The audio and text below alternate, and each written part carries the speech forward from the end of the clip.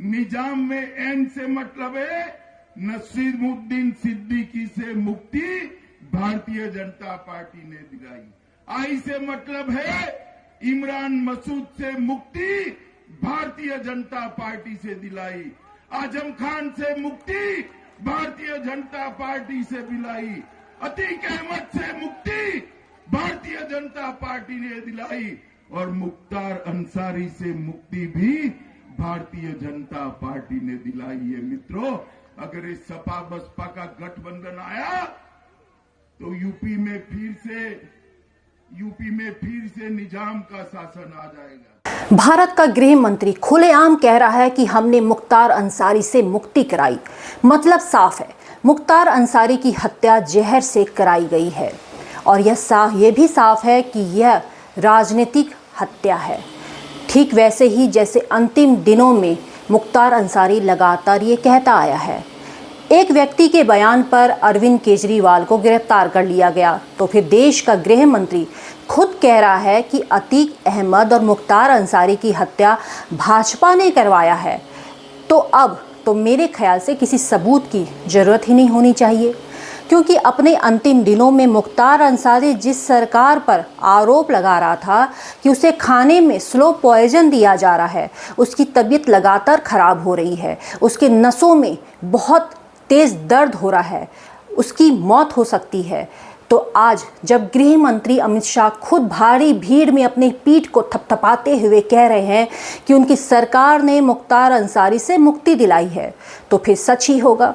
तो फिर अब ज़रूरत है क्या किसी पोस्टमार्टम रिपोर्ट या जांच की? अमित शाह को तो गिरफ्तार करके मर्डर केस उन पर चलाया जाना चाहिए। उन्होंने खुद कबूल किया है, पब्लिक में भरी भीड़ में मुख्तार अंसारी से देश को मुक्ति दिलाया है। अब तो पुलिस को भी कोई शक नहीं होना चाहिए इस को हत्या मानने में।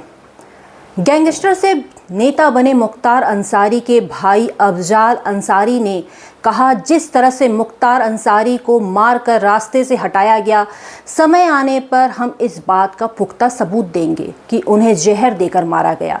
एक दुर्दांत अपराधी को बचाने के लिए पूरी सरकार और उसकी मशीनरी ने बहुत बड़ी साजिश रची है। उन्हें शर्म नहीं आती। 26 मार्च को मुख्तार अंसारी को बांदा जेल से मेडिकल कॉलेज भेजा जाता है। अधीक्षक ने कहा कि इसलिए भेजा गया क्योंकि डॉक्टरों ने सुझाव दिया था। सुबह 3 बजे हमें मैसेज मिला कि मुख्तार अंसारी की हालत गंभीर है। जब हम अस्पताल पहुंचे तो बड़ी मुश्किल से सिर्फ 5 मिनट के लिए मिलने दिया गया। 5 मिनट की मुलाकात के दौरान मुख्तार अंसारी ने कहा कि उन्हें जहर दिया गया था और इस वजह से वे बेहोश हो गए थे। उन्होंने कहा कि उन्हें बहुत तेज़ दर्द हो रहा था। उन्होंने कहा कि वे बेहोश हो गए थे और उसी हालत में उन्हें अस्पताल ले जाया गया। जिस तरह के घटनाक्रम में मुख्तार अंसारी को खत्म किया गया, रास्ते से हटाया गया,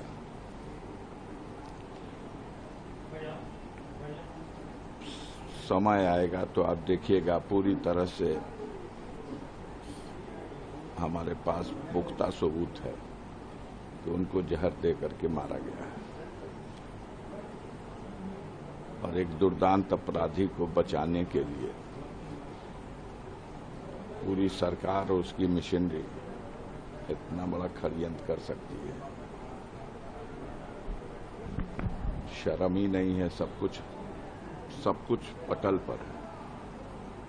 सिर्फ एक बात पूछ लीजिएगा कि 26 तारीख को मुख्तार अंसारी को, जो न्यायिक अभिरक्षा में बांदा कारागार में थे,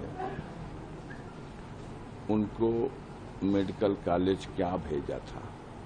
कोई सैर करने की तो जगह थी नहीं। सुपरिटेंडेंट कहते हैं हमने 2 बजे उनको भेज दिया क्योंकि हमें डॉक्टरों ने सलाह दिया।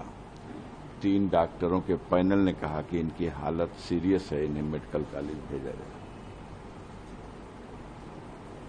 मेडिकल कॉलेज में उनको 3 बजे 3:30 बजे वहां एडमिट किया गया। हम लोगों को एक टेलीग्राम पुलिस के माध्यम से रात में 3 बजे के बाद थाने से आके दिया गया रेडियोग्राम है कि आप तत्काल मेडिकल कॉलेज बांदा पहुंचिए। मुख्तार अंसारी की हालत चिंताजनक है और उन्हें मेडिकल कॉलेज में सुपरिटेंडेंट जेल ने भर्ती कराया। हम लोग गए वहां, वो जेल में हॉस्पिटल में भर्ती थे। उनसे मिलने का बहुत मुश्किल के बाद 5 मिनट का मौका दिया गया और 5 मिनट की मुलाकात में पहली बात उन्होंने कही, उन्होंने पहले से भी मालूम था और उस दिन भी पहली बात यही कही कि भैया ये जहर जो हमको खिला दिए हैं सब, उसका असर इतना बढ़ता जा रहा है कि हम मूर्छित हो जा रहे हैं और मुझे बहुत बेचैनी है। मेरा पेट में इतनी गैस बन रही है और शरीर की शक्ति खत्म हो गई है, दर्द बहुत है। आज रात में मैं बहुत देर तक, हमें याद नहीं है, बेहोश हो गया था। ये लोग उसी अवस्था में मुझे हॉस्पिटल शिफ्ट कर दिए। यहाँ आने के बाद जब ट्रीटमेंट शुरू हुआ, ऑक्सीजन लगी और ये सब, तो मैं होश में आया। मुख्तार अंसारी को किस बात का था डर, ये भी अब समझने वाली बात है। उसरी चिट्ठी के चर्चित मामले में मुख्तार अंसारी के काफिले पर माफिया ब्रजेश सिंह और उसके साथी त्रिभुवन सिंह द्वारा जानलेवा हमला कराए जाने का आरोप है। इस मुकदमे में मुख्तार अंसारी खुद वादी और गवाह भी खुद ही था। मुख्तार अंसारी की गवाही पर ब्रजेश सिंह को उम्र कैद और फांसी तक की सजा हो सकती थी। तो क्या इसीलिए मुख्तार अंसारी को रास्ते से हटाने की योजना बनाई गई?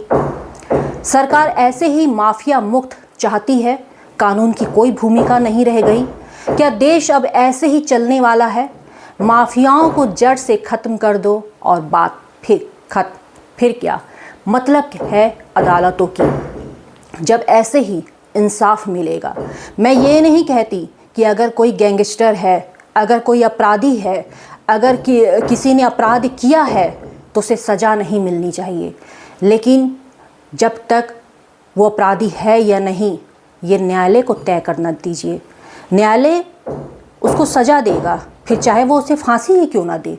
ऐसा तो है नहीं कि हमारे देश में फांसी की सज़ा नहीं होती है। ऐसा तो है नहीं कि हमारे देश में ऐसे कई बड़े अपराधी इतिहास है कि उन्हें सजाएं मिली हैं। कितनों को तो फांसी की सज़ा मिली, कितनों को तो उम्र कैद की सज़ा मिली, कितनों को ऐसे काल कोठरियों में डाल दिया गया जहां उन्हें इस पूरी दुनिया से बेदखल कर दिया गया। तो क्या हमारे देश के संविधान में अब क्या ऐसी कोई सज़ा नहीं रह गई है? क्या अब जो भी अपराधी है तो उसको मार दो, ख़त्म कर दो? क्या यही नियति है? क्या यही सब कुछ होने वाला है? इसका जवाब आप तय कीजिए। चुनाव सर पर है, सवाल करना आपका अधिकार है। जिस तरीके से कांग्रेस की सरकार में पिछले 10 सालों में जिस तरीके से आप बेझिझक बिना डरे सरकार से सवाल किया करते थे, बिना डरे, वैसे ही ठीक सवाल कीजिए। ये आपका अधिकार है। कोई अगर गलत है तो उसे सज़ा मिलनी चाहिए, लेकिन अगर कोई गलत नहीं है तो क्या उसे इस तरीके से सज़ा दी जाएगी? ख़त्म कर दो, ऐसे ख़त्म कर दो और डंके की चोट पर भरी मंच पर वाहवाही लूटो कि हमारी सरकार में खात्मा हो रहा है। गैंगस्टर के, माफियाओं के नाम गिनवाओ उंगलियों में ऐसे ऐसे कि माफियाओं का अंत हो रहा है। बहुत अच्छी बात है, लिस्ट बहुत लंबी हो जाएगी। आपको खुद को तय करना है। मौका है, सवाल कीजिए और कमेंट करके हमें अपनी राय ज़रूर दीजिए। चैनल को सब्सक्राइब करें। फेसबुक में देख रहे हैं तो एक्स्ट्रा न्यूज़ लाइव 24 को सर्च करके फॉलो करें और अधिक से अधिक शेयर करें ताकि आपकी आवाज़ और भी दूर तक जा सके।